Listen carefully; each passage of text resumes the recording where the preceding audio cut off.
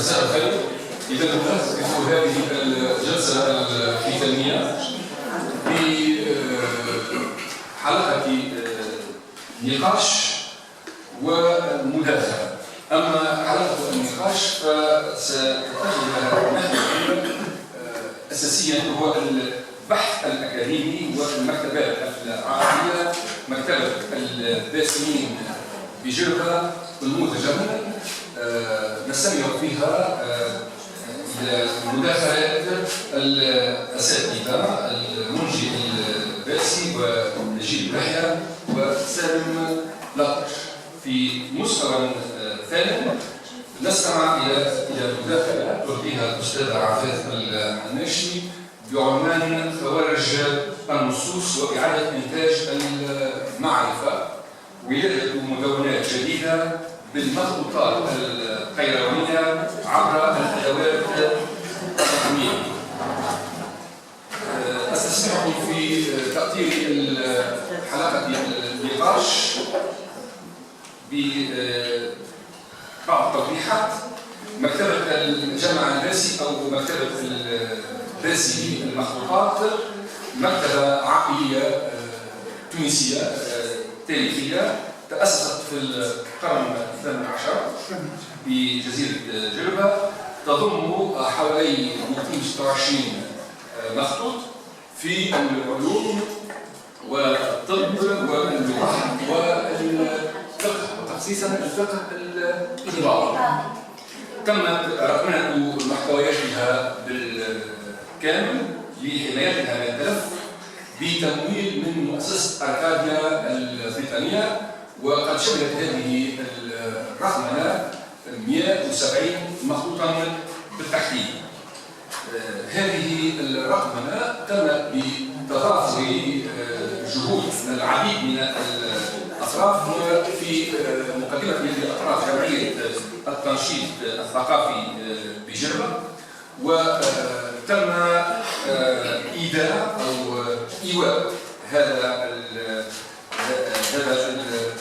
الرصيد مع أرشفته. تم الأرشفة والإيواء لجميع المخطوطات بشكل إلكتروني، بحيث أصبح ممكن تصفحها وقراءتها وتحميلها مجانا على الإنترنت من خلال المكتبة البريطانية بيتش لايبراري. هذه المكتبة باختصار حظيت بالعديد من الدراسات. كان موضوع دراسات في إطار المرحلة الثالثة وليس رسائل ماجستير واحدة سواء في تونس أو في فرنسا. مثلا الباحثة سميرة السيد أنجزت حولها رسالة ماجستير بعنوان فراسة مخطوطات مكتبة الجامعة الباسي بوادي جربة، مداخل الكونيكولوجيا والفهرسة. تمت مناقشتها في نوفمبر 2021 بإشراف الأستاذ الزميل علي بوجديدي. كما نقشت بليكول جرافيك دي اوت ايتود في باريس في 2019 رسالة ماجستير أيضا بعنوان كاتالوج بيبليوتيك الباسي، نقشتها الباحثة سارة بن محمد المداني تحت إشراف الأستاذ جون شارل دوسان.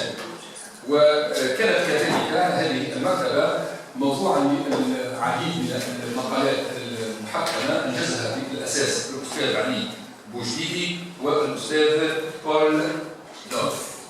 أحيل الكلمة مباشرة إلى المتدخلين، وأستسمحكم في أن أبدأ بالأستاذ المنجي الباسي محافظ هذه المكتبة الذي تفضل مشكورا باقتبال فيها وفي جامع الباسيين بورق، وأطلعني على كامل محتوياتها وعلى نواة المتحف الذي تحتويه.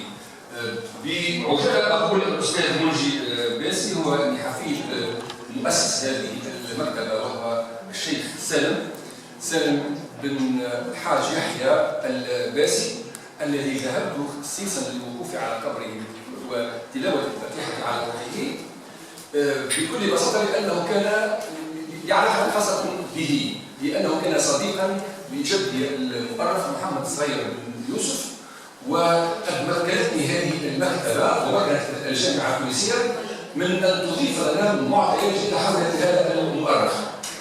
سامحوني في الجملة، نحن نعرف محمد صغير بن يوسف انطلاقا من سنة 1763، لكن من خلال مخطوط عثرت عليه بإشارة من سيد منجي الباسي بمكتبة الباسيين، مخطوط في كشف اللسان عن مخبرات الرسالة الأثرية وشيخ الإسلام في المنطقة الأثرية الأمهري. تفضلت إلى أن هذا المؤرخ بدأ الكتابة على بدأ استنساخ المخطوطات انطلاقا من سنة 1740، والطريف أن كل مخطوطاته أما متعلقة بالمنطق أو بعلم الكلام فضلا عن التاريخ والأدب، وهذا مشان يفتح آفاق أخرى في البحث. إذن سي منجي هو من الجيل 15 وله فضل المبادرة وفضل المحافظة وفضل القيام على هذه المكتبة، فإليه كلمة. أشكرك. بارك الله فيك سيد الرئيس. ونحب نشكر الناس اللي شجعتني وأعطتني يد المساعدة، السيدة فاطمة زخر. أنا قمت بصدر رحب تحقيق كتاب زهر الأستاذ في علم الأبدان، ونتابع فيه إن شاء الله سمحنا على البحث. الثاني مدام رجاء بن سلامة من أول لقاء إلى اليوم هذا وهي مهتمة بمكتبة الجامعة الباسي وتشجع فيها، يعني شيء على طول. سي زهير أول لقاء معنا كان في ليلة من ليالي يكشف في الفيسبوك، طلبني بدينا نناقشوا من 11 تاع الليل كملنا 3 تاع الصباح. كانت حقيقة فرصة ممتازة وكله، ومن بعدها ما فيش شيء شجعنا. أخت ضرة بارك الله عليها زاد ما خلتش بس ما شجعتنيش، يعني الحمد لله من حسن حظي ان لقيت ناس اللي وقفت معايا وشجعتني، انا غريب على الميدان هذا. ابدا مداخلتي بما بدا به السيد الحاج سالم الباسي، وهو ان احب اشرح في المقدمه بتاعه كيف الدوافع التي حفزته لتأليف كتاب زهر البستان في علم الأبدان. ويقول في التحفيز هذا: أردت أن أقطف الأزهار من بساتين السلف الأخيار، فوقفت على أبوابها العالية ولمحت أنوار ظهورها السامية، فحملني التطفير إلى الدخول إليها لأجتني مما يسره الله من حواشيها. فلما هممت بالعبور دفع في صدر الاعتراف بالقصور، فقيل لي: ارجع فلست من اهل هذه القصور. فلم يزل التطفل يغريني والطمع نحو الاجتناء من زهرها ينشرني ويطويني، الى ان دخلت رياضها النادره وجلت طرفي في ميدان بدائع محاسنها الباهره، وقطفت من أزهارها الفاخرة لتوفى ثمارها دانية، واستعنت بالله. حكاية هذه الحكاية أنا اللي صارت مع المخطوطات. أنا كانت مجموعة تلميذة تستفزني وتدفعني إلى التطفل على أسرارها المغمورة.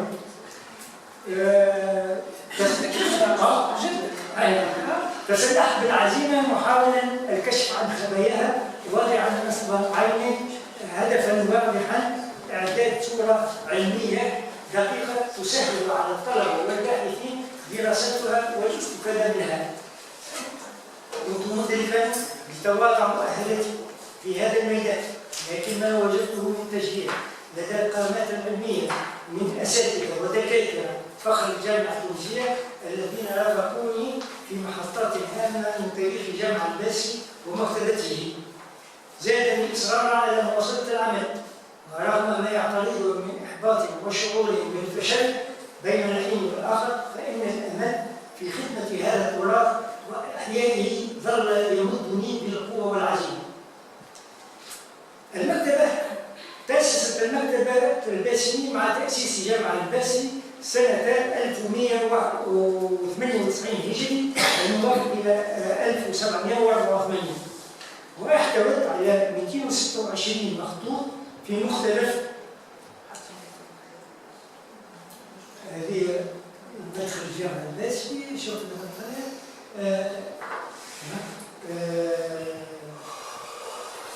تصفحات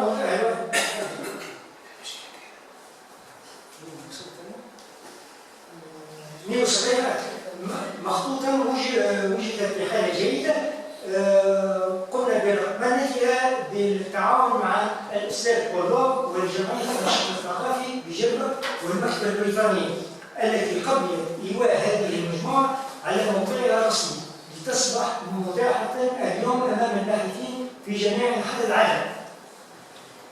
الإيواء كان أول لقاء للدكتور بولوب داخل مكتبة الباسيين، لقاء مثمر ترك في نفسي أثرا عميقا، فقد لمست من خلال اهتمامي الكبير قيمة هذه الكتب، وأدركت حينها حجم المسؤولية الملقاة على عاتقي.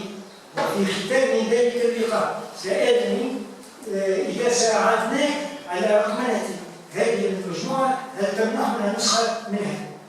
فأجبته وبلا تردد كيف لا، وأنا حريص على تطبيق وصية مؤسس هذه المكتبة ومحبس مخطوطاتها، حيث جاء في نص التحديثة اللي هي تقدروا تشوفوا فيها غادي، حيث جاء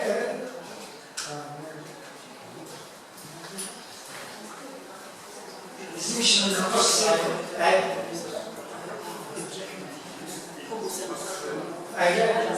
حفظا مؤبدا وضبطا صحيحا صمتا لا تباع ولا تعوض ولا تستعان ولا يخرج منها شيء من المدرسة التي بها الزامن، ولا تمنع على من أراد القراءة والنسخ منها من طلبة الجامعة.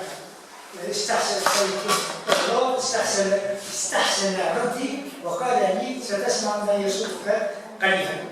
نص التحديث تحول في نظري من مجرد شرط قانوني إلى أمانة أخلاقية تقتضي مواكبة العصر، فإن كان طالب الجامعة قديما يحضر بجسده فإن طالب العلم اليوم يبحث في الفضاء الرقمي، ومن هنا نبع حرصي على رقمنة هذه الكنوز وإتاحتها عالميا لضمان استمرارية الوقف وتحقيق نية محبس في نشر العلم بلا قيود جغرافية. لاحقا التقيت بالعديد من الإخوة والأخوات من مختلف المستويات لم يبخلوا علي بالتشجيع وإبراز قيمة المكتبة. بعضهم نظر إليها باعتبارها قيمة علمية يجب الحفاظ عليها، والصبر على ذلك يجب الحفاظ عليها وإخراجها إلى النور، فيما رأى آخرون أنها قيمة مالية يمكن الاستفادة منها. طبعا قد رفضت فهذا التصور الأخير رفضا قاطعا، إذ كيف لي أن أستفيد من شيء ليس من حقي؟ هذه المكتبة صدقة جارية واجب أن أحافظ عليها وأكتفي بما ينالني من أجل خدمة هذا التراث. هنا هذوما المواقع اللي موجودة في المكتبة البريطانية مشهورين فيهم 170 كتاب وإضافة إلى الوثائق العائلية ورقم 220 وثيقة. الآن رحلة تحقيق كتاب زهر البستان. من بين النتائج كتاب الزهر المستافع للأبدان.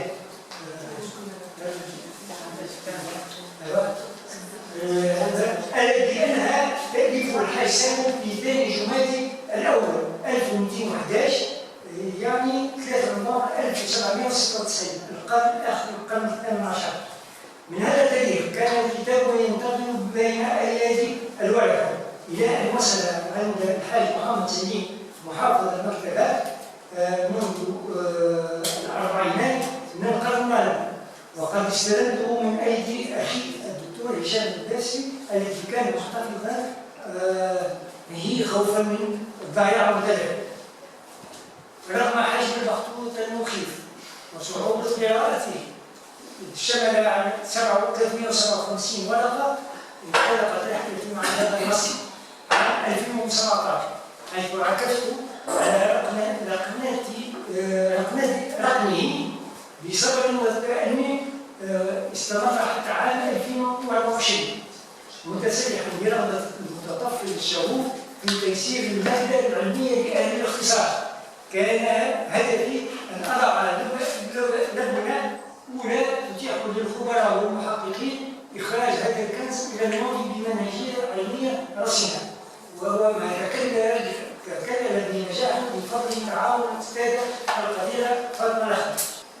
ثم انتقل إلى رحلة الجداول الفلكية لعثمان الباسي. في المرحلة التالية وبعد انتهاء الخطاب السليمة واجهنا تحدي الأصعب، فرز محتويات كرتونتين مليئتين بالأوراق المبعثرة فوق 20 ورقة. هذه الأوراق تنوعت بين أجزاء ناقصة من المخطوطات سبق رقمنتها، وأخرى تعود مخطوطات مفقودة، إضافة إلى وثائق علمية مرتبطة بالحاج عثمان الباسي في مجال الفلك. وأثناء الاطلاع على هذه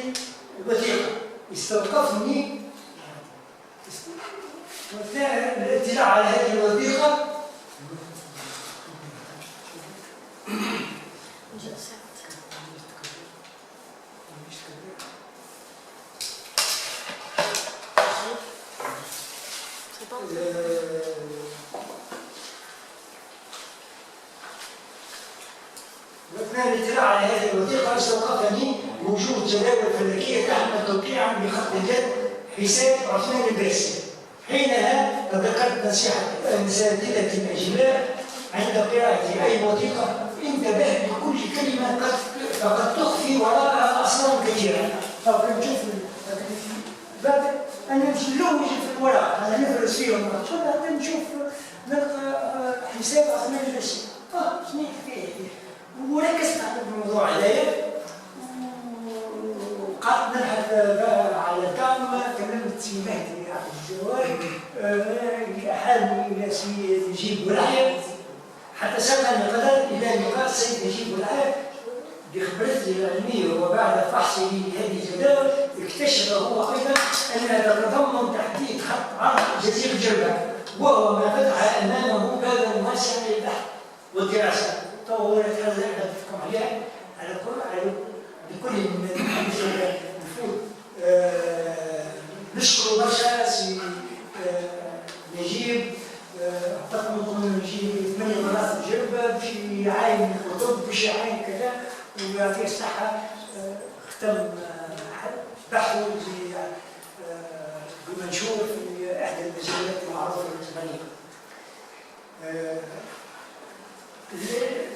بس طبعا الاخوين الحاج سالم والحاج عثمان هما الدينامو تاع المكتبه والجامعه. الحاج سالم اللي عنده كتاب تاع زهر البستان، واخوه الاخير الحاج عثمان اللي عنده جداول، اللي هو اشرف على بناء الجامعه وعمل الركائز بتاعها صحيحه.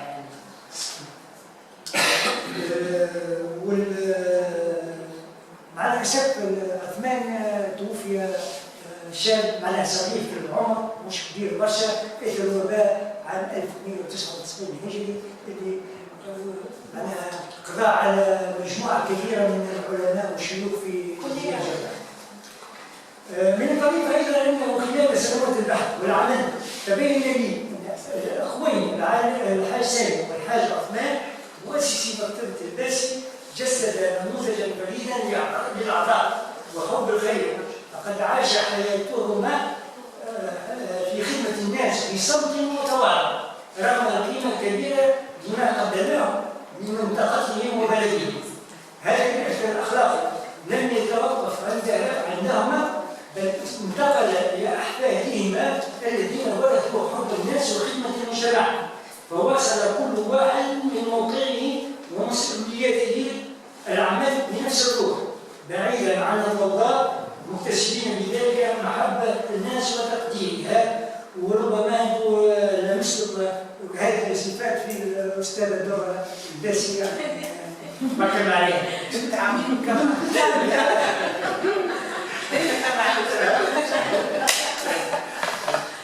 كما أخص بالذكر في هذا المجال والدي الحاج محمد سليم الباسي رحمه الله الذي كان له دور بارز في المحافظة على هذه المجموعة النفيسة من المخطوطات، مضيفا لجنة أساسية في مسيرة الحفاظ على المكتبة وصونه للأجيال القادمة. والله ما أخبرش عنكم أنها كانت سنوات وهو يفرز فيهم ويعاود في ترميمهم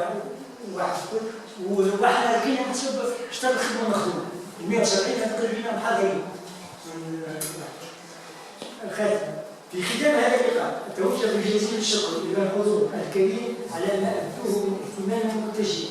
إننا نعتقد أن المشروع مكتبة الباسمين يمثل جزءا أصيلا من الموروث الجماعي، ونحن ملتزمون بمواصلة العمل بمنهجية دقيقة وعناية متصلة بالكشف من جوانب هذا التراث وصيانته. إن الهدف الأساسي هو أن يجد القارئ والباحث في هذه المجموعة مجالا رحبا للموضوع الفكري والدراسة العلمية والبحث الأكاديمي بما يضمن استمرارية في هذا الإرث المعرفي كصدقة جارية في ميزانات حسنات مؤسسي المكتبة الذين أوقفوا على علمهم وجهدهم خدمة الناس والأجيال القادمة. السلام عليكم. شكرا. على هذه البسطة الطافية وعلى التزام الوقت. هذه البسطة المخطوطات العائلية ورقمنتها وإيوائها وإتاحتها عالميا للباحثين، وهي رأيت ذلك في مستوى الحفظ والصيانة. وتفضلت بإعطائنا عينات من نفائس مخطوطاتها مما استفاد منه الباحثون المختصون في التحقيق والنشر.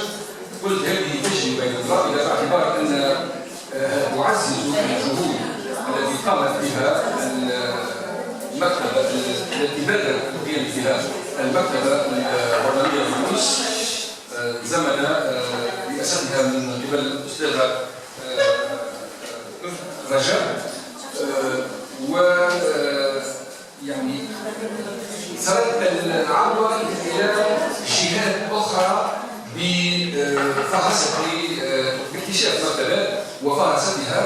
ولعلي أقول هذا المرة الثانية قلته في أبريل اكتشفت في خلال شهر أوت الماضي مكتبة عائلية لم يمسسها سوء منذ سنة 61 و900 وألف، ووقفت فيها على 100 من المخطوطات دفعة واحدة في مختلف حقول المعرفة الأدبية والفقهية والتاريخية والعلمية. خاصة الفرق هي يعني مكتبة الشيخ بالقاسم العيار، ويعني العثور عليها مجرد الصدفة.